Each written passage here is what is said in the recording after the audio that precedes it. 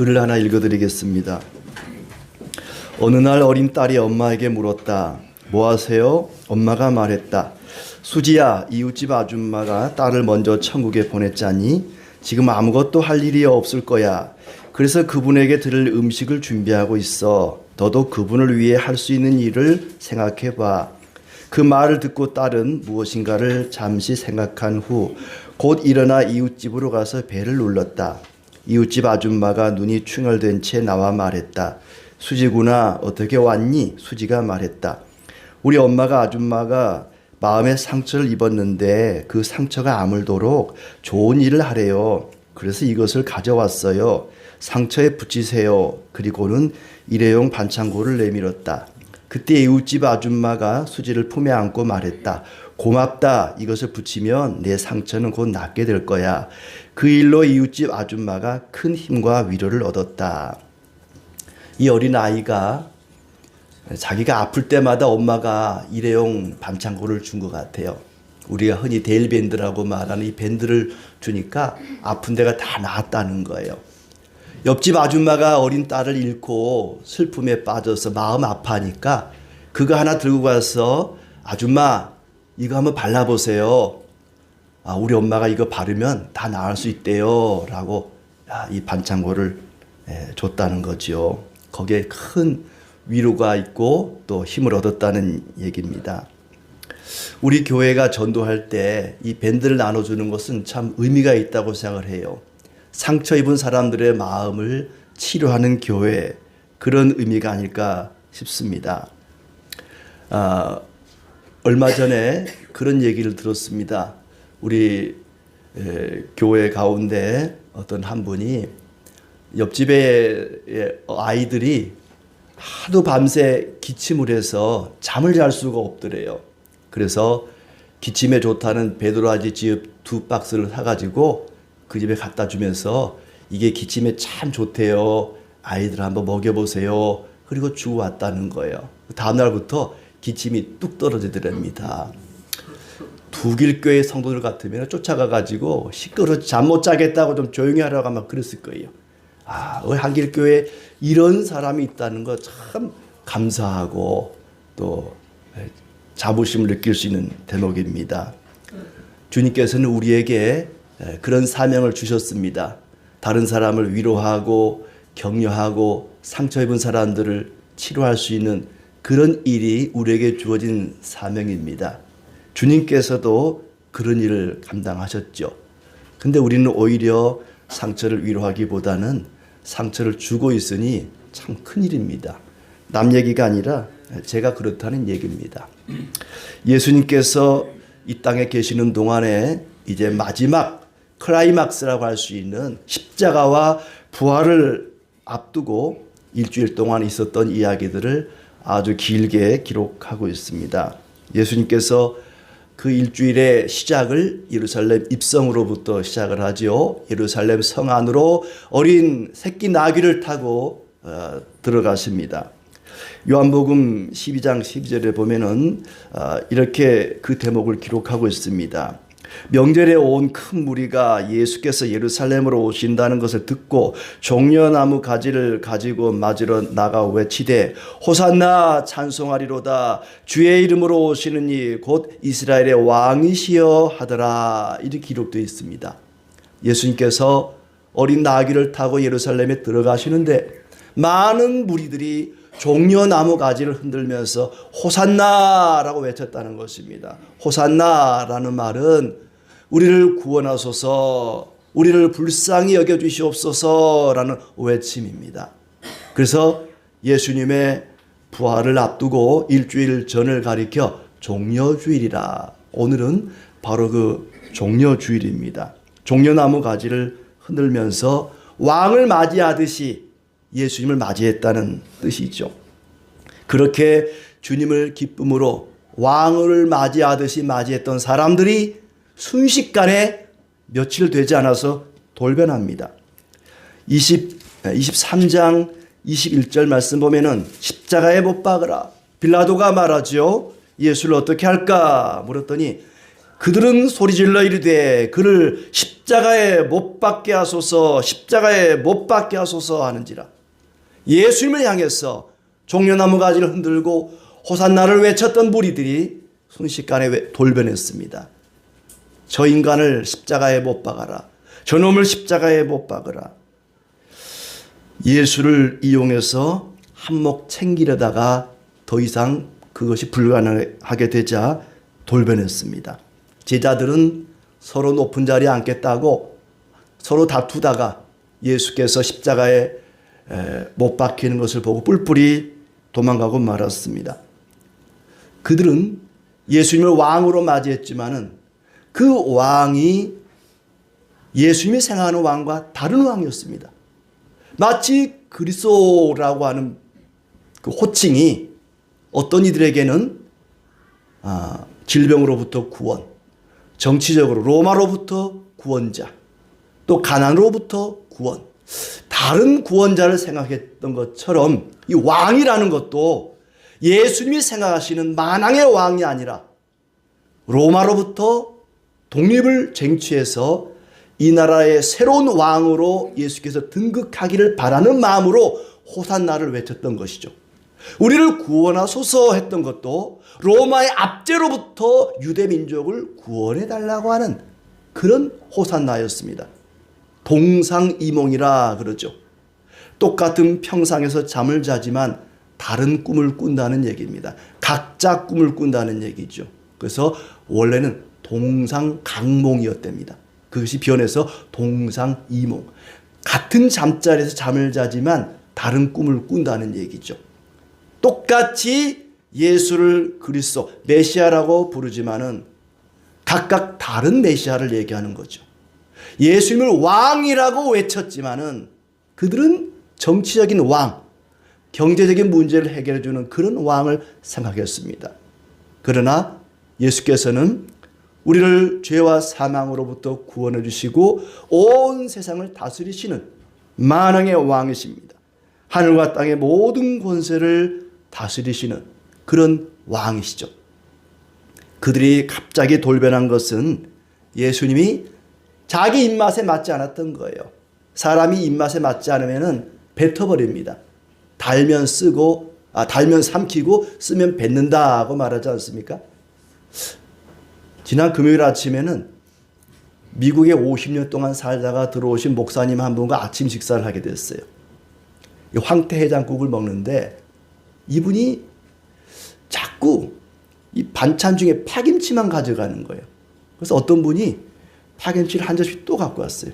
자꾸 파김치만 가져가요. 왜 자꾸 파김치만 가져가나 봤더니 황태해장국이 입맛에 안 맞는 거예요. 그래가지고 파김치에 묻어있는 그 양념을 갖다가 이 황태해장국을 자꾸 약간 맵게 이제 만드니라고 먹지는 않고 이 파김치를 자꾸 가져가는 거예요. 그래가지고 식사가 다 끝났는데 그분이 하는 소리가 한국 사람들은 이걸 어떻게 먹어요? 그러는 거예요.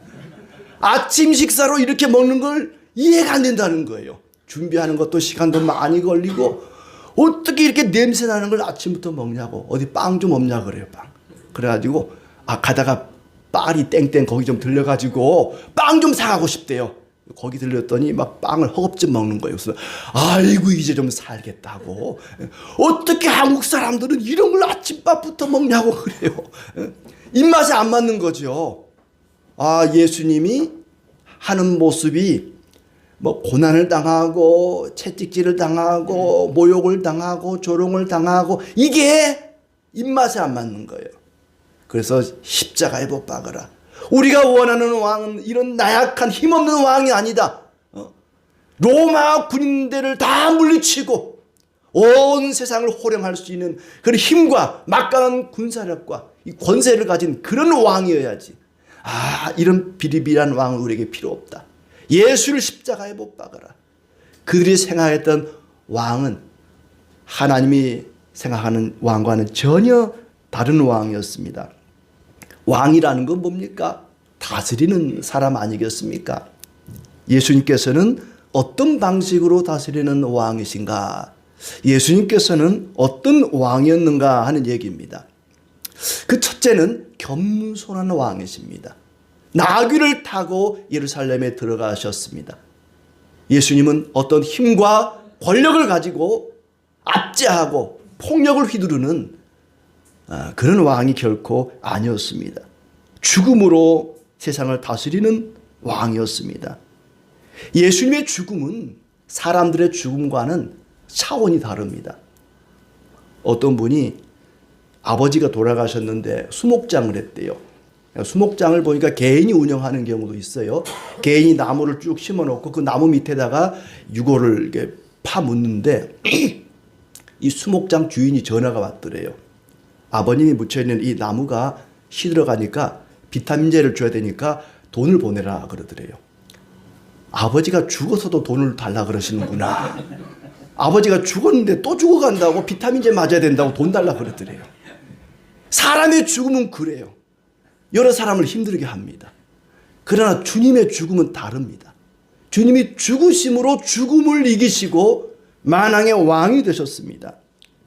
골로새서 2장 15절 말씀에 주님께서는 십자가로 이겼다라고 말씀하십니다. 이 세상 권세자들을 십자가로 이겼다. 십자가의 죽음으로 승리하신 겁니다. 십자가의 죽으심으로 모든 죄를 물리치시고 승리하셨습니다. 그리고 왕이 되셨습니다. 주님께서 14절에 보면은 마지막 만찬을 베풉니다. 제자들을 모아놓고 떡과 잔을 나눕니다. 살과 피를 그들을 향해서 나눠주는 그런 모습입니다. 주님의 죽으심과 다시 오심을 기억하도록 떡과 잔을 나눠주셨습니다. 그것은 제자들에게만 주신 것이 아니라 예수님을 믿는 모든 사람들에게 나눠주시는 주님의 살과 피였습니다. 성도들은 그 살과 피, 떡과 잔을 먹고 마시고 말씀대로 살아감으로 온 세상에 하나님의 나라가 복음이 확장되어 가게 하는, 그럼으로써 주님의 통치가 이 땅에 이루어지게 합니다. 지금도 주님께서는 우리를 통해서 이 세상을 다스리고 계십니다. 25절에 보면은 우리는 다른 삶을 살아야 된다고 말하고 있습니다. 예수께서 이르시되 이방인의 임금들은 그들을 주관하며 그 집권자들은 은인이라 칭함을 받으나 너희는 그렇지 않을지니 너희는 그렇게 하지 말아야 된다. 이 세상의 왕들은, 임금들은 힘을 가지고 권세를 가지고 폭력으로 나라를 다스리고 백성들을 통치하지만 너희는 그렇지 않을지니 너희 중에 큰 자는 젊은 자와 같고 다스리는 자는 섬기는 자와 같을지니라. 섬기는 자가 되어야 된다. 낮은 자리에서 섬기는 자로서 세상을 통치하시는 겸손한 왕 예수 그리스도는 그런 분이십니다. 심지어 십자가의 죽으심으로 하늘과 땅의 모든 권세를 가진 왕이 되셨습니다. 힘없는 자가 존중받고 나약한 자가 사랑받는 곳이 교회이어야 합니다. 요한복음 13장에 보시면 예수님께서 제자들의 발을 씻기십니다. 세상은 누가 더 크냐를 따집니다. 누가 더 높냐, 누가 더 힘이 세냐, 누가 더 강하냐, 누가 더 많이 가졌느냐, 누가 더 똑똑하냐, 끊임없이 경쟁합니다. 그래서 우열을 가립니다. 어떤 서울대학교 교수님이 그러세요. 서울대학교 들어온 학생들 가운데 자살하는 사람들이 너무 많다는 거예요. 젊은 학생들이 그 똑똑하다고 공부 잘한다고 하는 그 아이들이 스스로 극단적 선택하는 아이들이 너무 많은데 이걸 어떻게 해결하면 좋겠냐고 상담을 해오는 거예요. 고등학교 때까지만 해도 반에서 1, 2등을 하고 늘 탑이었는데 공부 잘하는 아이들끼리 모아놓으니까 꼴찌를 하는 거예요. 견딜 수가 없는 거예요. 이 경쟁이 대학 졸업으로 끝나지 않습니다. 사회에 나와서도 끊임없이 경쟁한다는 거예요. 견딜 수가 없는 거예요. 그래서 스스로 목숨을 끊는다는 거예요. 그 미국에서 50년 살다 오신 분이 제주도에서 세계에 있는 모든 고아들을 모아서 국제학교를 지금 만들어 운영을 하고 계시는데 고아들은 안 그런다는 거예요. 한국의 하루에 자살하는 인구가 40명이 넘는다 그랬더니 깜짝 놀라는 거예요. 아니, 나의 조국 대한민국이 어떻게 이렇게 되었냐고, 어떻게 이렇게 나약하게 되었냐고, 젊은이들이 왜 그러냐고. 자기들이 돌보고 있는 이 고아들은 그럴 수가 없다는 거. 고생해서 살고 자란 아이들은 그런 일이 없다는 거야. 깜짝 놀라는 거예요. 우리는 고갱의 질문에 귀를 기울일 필요가 있습니다. 고갱의 그림 가운데 아마 여러분도 보셨을 텐데, 이 그림의 왼쪽 맨 위에 보면은 노란색 이 그림이 있어요. 그 그림 안에 있는 글씨가 뭐냐면은 나는 어디에서 왔는가? 나는 누구인가? 나는 어디로 가는가? 이 세 가지 질문을 합니다. 나는 어디에서 왔고, 나는 누구이며, 나는 어디로 가는가? 이것을 물어야 돼요. 이걸 묻지 않으니까 인생을, 목숨을 그렇게 함부로 버리는 것입니다. 성경에 답이 있습니다. 로마서 11장 36절. 만물이 주에게서 나오고 주로 말미암고 주에게로 돌아가느니라. 말씀 속에 답이 있습니다. 성경 속에 해답이 있어요. 그걸 모르니까 내가 어디서 와서 어디로 가는가, 나는 누구인가, 이 질문을 할 필요가 있어요. 그러면 그렇게 쉽게 목숨을 내팽개치지 않습니다. 예수님의 죽음은 죽음을 죽인 죽음입니다. 여러분, 이 학교에 가면 이제 싸움 제일 잘하는 짱이 있잖아요. 짱. 누가 짱이 되느냐? 저 시골에서 올라온 학생이 전학을 왔어요. 야, 이 반에서 제일 싸움 잘하는 놈 나와봐. 누구야? 걔하고 붙으면 걔가 짱이요. 싸움 제일 잘하는 놈을 이기면 걔가 1등 되는 거예요. 여러분, 세상에서 제일 무서운 게 뭡니까? 제일 강한 게 뭡니까? 죽음 아니겠습니까? 죽음. 죽음보다 더 무서운 게 뭐가 있겠습니까? 그런데 그 죽음을 죽인 자가 왕이 되는 건 아니겠어요? 예수님은 죽음으로써 그 죽음을 이기셨어요.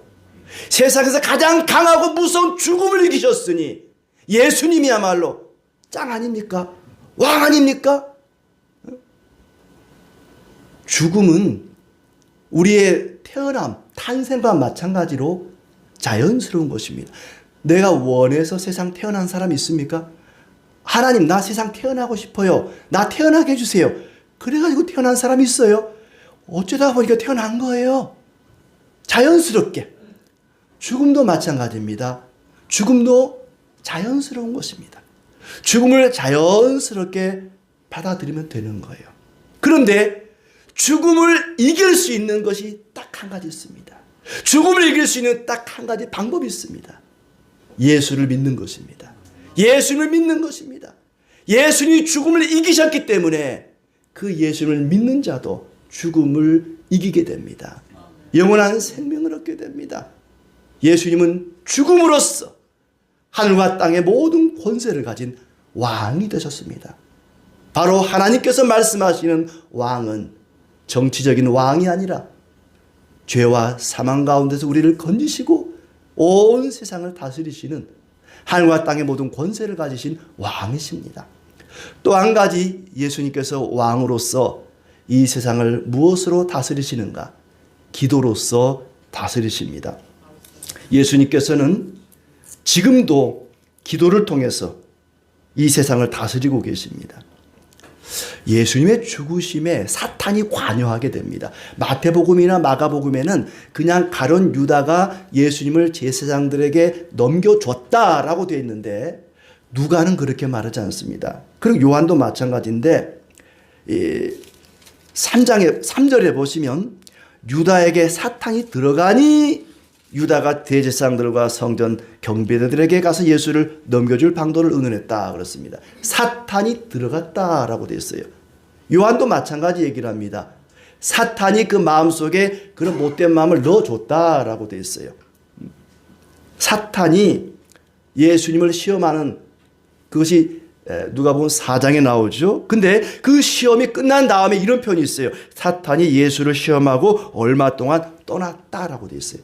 얼마 동안 떠났다가 십자가를 앞에 놓고 다시 나타난 것입니다. 이번에는 직접 예수님을 시험한 것이 아니라 제자들을 통해서 시험을 하시는 거죠.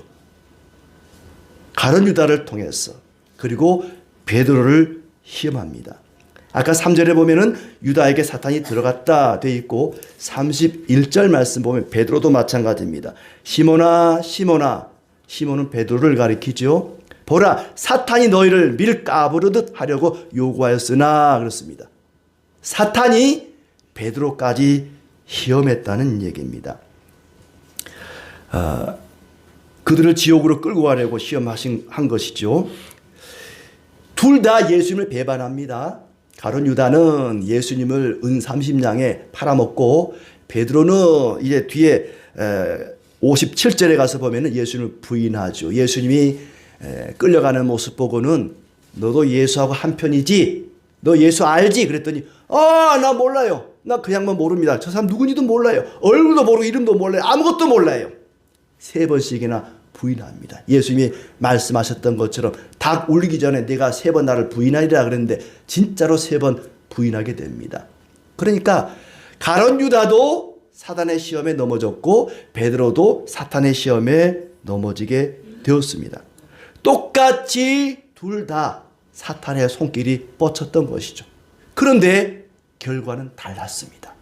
가룟 유다는 예수님이 못 박혀 죽는 걸 보고는 자살을 했습니다. 그러나 베드로는 다시 돌이켜 회개하고 복음을 전하고 그리고 순교자의 길을 걷게 됩니다. 똑같이 예수님을 부인했지만, 시험에 넘어졌지만 그 결과는 달랐다는 것입니다. 왜 그랬을까? 베드로는 착한 사람이고 유다는 나쁜 사람이어서 그럴까? 베드로는 기도를 많이 했고 유다는 기도를 안 해서 그럴까? 왜 그럴까? 오늘 말씀은 이렇게 그 답을 우리에게 이야기하고 있습니다. 32절 말씀. 내가 너를 위하여 내 믿음이 떨어지지 않기를 기도하였노니. 기도하였노니. 예수님께서 기도했다는 것입니다. 가룟 유다는 불쌍했지만 그를 위해서는 기도하지 않았습니다. 그러나 베드로를 위해서 예수께서 기도하셨다는 것입니다. 왜 그랬을까? 하나님, 왜 그랬어요? 예수님 왜 그러셨습니까? 왜 베드로를 위해서 기도하고 유다를 위해서는 기도 안 했습니까? 그건 예수님 마음이에요. 우리가 뭐라고 할 부분이 아닙니다. 이 세상 종말에도 마찬가지입니다. 누가복음 17장 34절에 보면은 마지막 때가 되면은 두 사람이 누워 있는데 한 사람은 데려감을 당하고 한 사람은 버려둠을 당할 것이다. 또 맷돌을 두 여인이 갈고 있는데 그 중에 한 사람은 데려감을 당하고 한 사람은 버려둠을 당할 것이다 그랬어요. 하나님, 왜 누구는 버리고 누구는 데려갑니까? 우리가 따질 문제가 아니에요. 그 토기장이신 하나님 마음이십니다. 왜 베드로를 위해서 기도하고 유다를 위해서 기도 안 했어요? 이건 우리가 물을 질문이 아닙니다. 처음에도 마찬가지죠. 로마서 9장에 보면은 야곱은 사랑하고 에서는 미워했다 그랬어요. 왜 야곱은 사랑하고 에서를 미워했어요? 왜 에서 미워했어요? 우리가 따질 수 없는 부분이에요. 하나님 주권에 속하는 문제입니다. 아무튼 베드로를 위해서 기도해 줬기 때문에 베드로는 그 시험을 이겨내고 훌륭한 주님의 일꾼이 되었다는 얘기입니다. 가룟 유다처럼 또 베드로처럼 3년 동안 예수님을 따라다녔어도 예수님의 마음에는 관심이 없고 자기가 원하는 것만 얻어먹으려고 하는 사람은 언제든지 예수님을 배반할 수 있고 팔아먹을 수 있습니다. 모른다고 부인할 수가 있습니다. 그럼 우리는 어떤가? 나는 안 그런가? 똑같습니다. 마찬가지입니다. 예수님이 이용해서 예수님께 기도해서 내가 원하는 걸 얻고 나의 유익을 위해서 주님을 믿고 따른다면 나에게 손해가 되고 예수 믿는 것이 나에게 피해를 준다면 언제든지 배신하고 떠날 수 있는 가룟 유다 같은 사람, 베드로 같은 사람들입니다.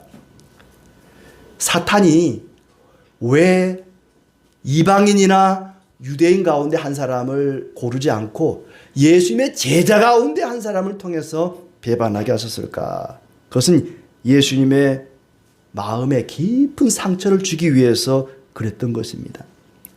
아는 사람한테, 친구한테, 가족한테 배반당하고 돈 떼이고 그러면 더 가슴 아프고 더 괴롭지 않습니까? 제자에게 그것도 너무나 신뢰하기 때문에 돈을 맡겼어요. 12제자 가운데 돈 맡은 사람, 총무 역할한 사람이 가룟 유다입니다. 신뢰했다는 얘기죠. 그리고 첫 번째 제자, 수제자 베드로, 예수님이 가장 아끼고 신뢰했던 사람 가룟 유다와 베드로에게 예수님이 배신을 당한 거예요. 가장 큰 상처를 받았겠죠. 믿는 도끼에 발등 찍힌 것 아니겠습니까? 그렇다고 해서 유다나 베드로가 잘못이 없는 건 아닙니다. 사탄이 들어가서 했기 때문에 유다는 잘못 없다. 예수님이 팔아먹은 것 사탄 때문이다. 사탄이 안 들어갔으면 안 그랬을 텐데 가룟 유다는 잘못 없다. 이럴 수는 없습니다.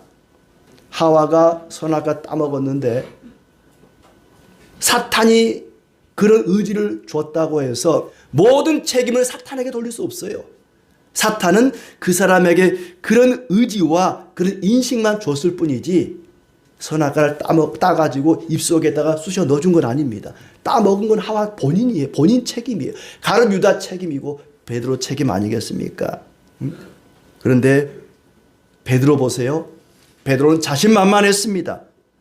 33절 보니까 다른 사람 다 떠나도 저는 절대 주님 버리지 않겠습니다. 절대 주님 떠나지 않겠습니다. 죽는 자리까지 따라가겠습니다라고 다짐을 합니다. 하지만 사탄의 손길에 속수무책입니다. 가룟 유다나 베드로나 그놈이 그놈입니다. 우리도 다르지 않습니다. 24절 말씀에 그들 사이에 그 중 누가 크냐 하는 다툼이 난지라. 제자들 다 똑같습니다. 베드로만 그런 게 아닙니다. 똑같습니다. 일이 잘 되고 건강할 때는 희희낙낙거립니다. 내가 기도한 것이 이루어지고 일이 잘 풀릴 때는 할렐루야 하나님 감사합니다. 저의 기도를 들으셨군요 하다가 일이 안 풀리고 몸이 아프고 괴롭고 힘든 일이 생기면 하나님 이럴 수 있습니까? 왜 나의 기도를 안 들으십니까? 막 내가 어느 주식 산데 막 올라가. 아이고 하나님 감사합니다. 나에게 은혜를 베푸시는군요 하다가 막 주식이 떨어지면 하나님 이럴 수 있습니까? 왜 이러십니까? 나한테 불만 있으십니까? 막 따지고 말이죠. 베드로나 가룟 유다나 우리나 다를 게 하나 없습니다. 똑같습니다. 왜 하나님께서 베드로에게 이렇게 시험 가운데서 이기게 하시는가? 32절 뒷부분에 나옵니다. 너를 돌이킨 후에 내 형제를 굳게 하라. 이것이 베드로의 사명입니다. 네가 그 시험 가운데 넘어지겠지만은 돌이킨 다음에는 너와 같이 시험 당하는 사람을 굳세게 하라는 얘기입니다. 돌이킨 후에는 형제를 굳게 하려고.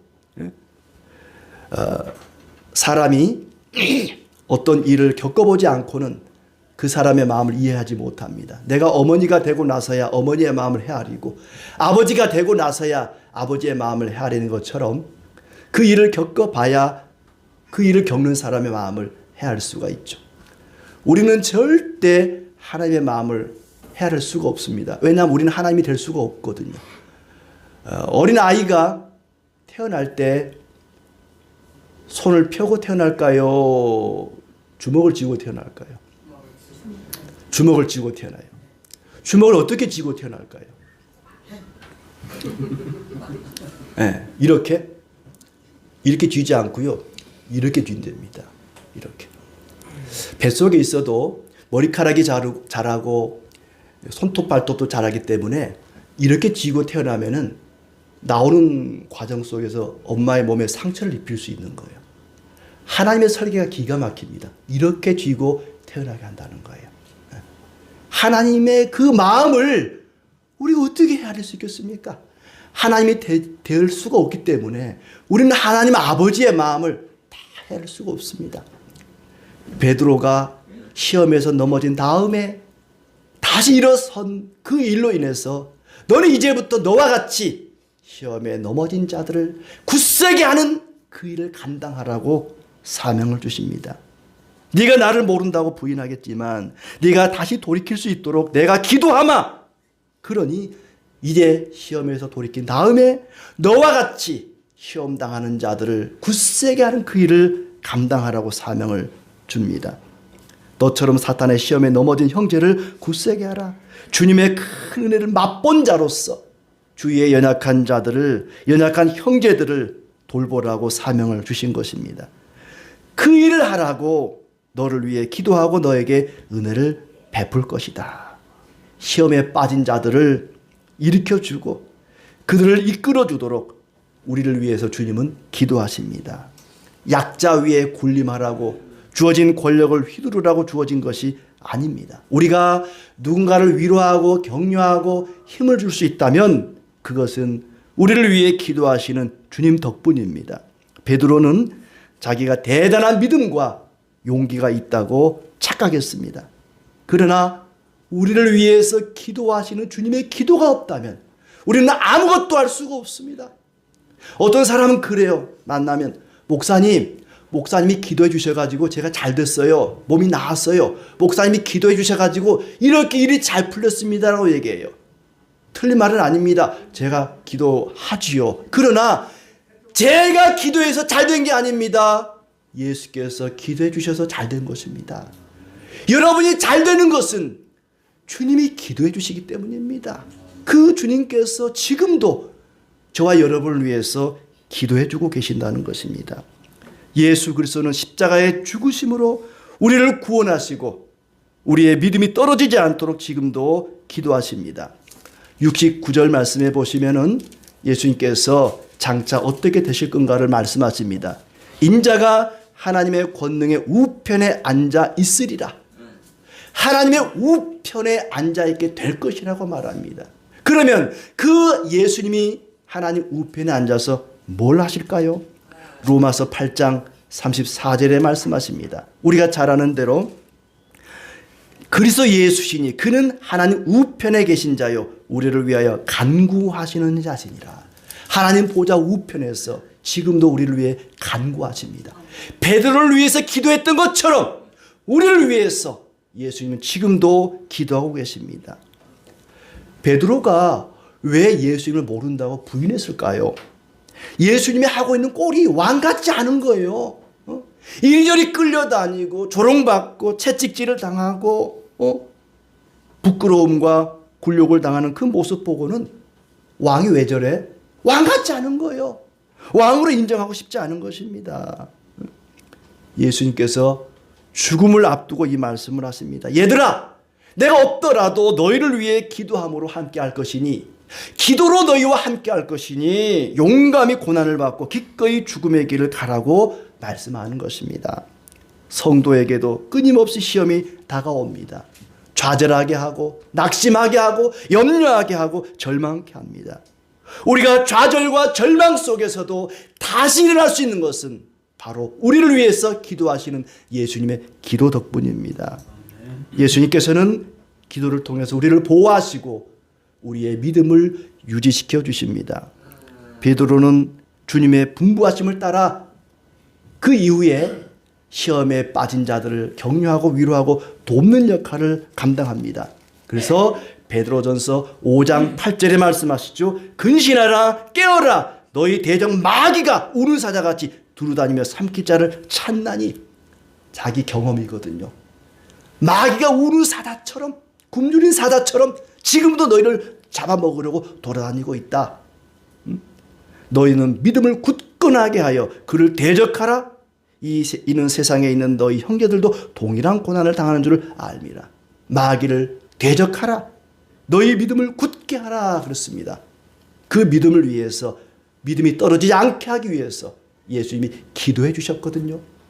그렇게 믿음으로 다시 일어난 베드로가 다른 사람을 위해서 예수님 주신 사명을 잘 감당하게 됩니다. 예수님께서 예수님을 잡으러 온 무리들을 향해서 제자들에게 말하죠. 검을 준비하지 말라고 말합니다. 칼을 준비하지 말라는 얘기죠. 38절에 보면은 그들이 여짜오되 주여 보소서 여기 검 둘이 있나이다. 대답하시되 족하다 하시니라. 예수님을 잡으러 오는 무리들이 있을 텐데 또 우리가 이 세상에 주님의 명령을 수행하러 갈 텐데 칼을 준비할까요? 그랬어요. 칼 둘을 준비할까요? 칼 준비하지 마라. 칼 같은 거 준비하지 마라. 세상을 이길 수 있는 것은 칼이 아니다. 뭐라 그랬습니까? 요한은 말합니다. 요한일서 5장 4절에 세상을 이길 이김은 이것이니 너희의 믿음이니라. 믿음이 이긴다. 칼이 아니고 믿음이 세상을 이긴다. 세상을 이기는 무기는 칼이 아니다. 믿음이다. 믿음의 기도죠. 믿음의 기도죠. 그 믿음을 위해서는 말씀도 필요합니다. 말씀으로 믿음을 굳건하게 하고 기도로 무장해야만 세상을 이길 수 있다. 예수님께서는 그래서 제자들이 믿음이 떨어지지 않도록 간절히 기도했습니다. 기도하리라고 해놓고 안 한 게 아니고 정말 간절히 기도했습니다. 얼마만큼 간절히 기도했습니까? 44절 말씀에 예수께서 힘쓰고 애써 더욱 간절히 기도하시니 땀이 땅에 떨어지는 핏방울같이 되었더라. 땀이 땅에 떨어져서 핏방울처럼 피를 쏟아내는, 피를 토하는 그런 간절한 기도를 합니다. 제자들의 믿음이 땅에 떨어지지 않도록 기도했습니다. 그리고 제자들에게 말합니다. 시험에 들지 않게 기도하라. 너희도 시험에 들지 않도록 기도하라. 예수님께서 우리를 위해 기도하시고 우리는 예수님께 기도하라고 말씀하십니다. 예수님은 죽음으로써 죽음을 이기시고 만왕의 왕이 되셨습니다. 노벨문학상을 받은 한강 작가의 글 가운데 그런 글이 있죠. 죽은 자가 산 자를 구원할 수 있는가? 죽은 자가 산 자를 구원한다. 물론 민주화 운동을 가리키는 표현이긴 하지만 죽은 자가 산 자를 구원할 수 있습니다. 예수님의 죽음이 그렇습니다. 예수님은 죽으심으로 살아있는 우리를 구원하십니다. 우리에게 새 생명을 주시고 주님과 함께 왕노릇하게 하십니다. 예수님께서는 우리를 위해 기도하십니다. 그리고 우리는 예수님께 기도하고 예수님의 이름으로 기도합니다. 예수님은 십자가에 죽으시고 부활하심으로 만왕의 왕으로 등극하시고 모든 권세를 가지신 왕이 되셨습니다. 예수 그리스도의 기도에 힘입어서 모든 고난과 환난과 고통을 인내로서 이겨내고 하나님의 영적 전사, 특전사들이 되기를 진심으로 축복합니다.